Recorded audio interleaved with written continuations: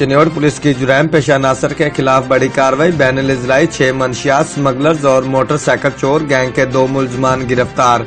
D P او سید حسنین حیدر نے press conference کرتے ہوئے بتایا کہ پولیس نے منشیات سمگلنگ کی کوشش ناکام بنا دی۔ منشیات سمگلرز کے قبضہ سے 600 بوتل ولایتی شراب، 740 لیٹر دیسی شراب برآمد ہوئی ہے۔ موٹر سائیکل چور گینگ کے 2 ملزمان کے قبضہ سے 14 موٹر سائیکل اور نقدی برآمد کی گئی۔ ملزمان سے مزید تفتیش کا عمل جاری اور اہم انکشافات متوقع ہیں۔ کرائم کنٹرول کرنے کے لیے اسپیشل ٹیمیں تشکیل دے دی گئی ہیں۔ جرائم پیشہ عناصر سے آہنی ہاتھوں سے نمٹا جائے گا۔ عوام کی جان و مال کی حفاظت کو ہر صورت یقینی بنائیں گے۔ رپورٹ بیورو چیف محمد بلال، جیو ایکسپریس نیوز، چنیوٹ۔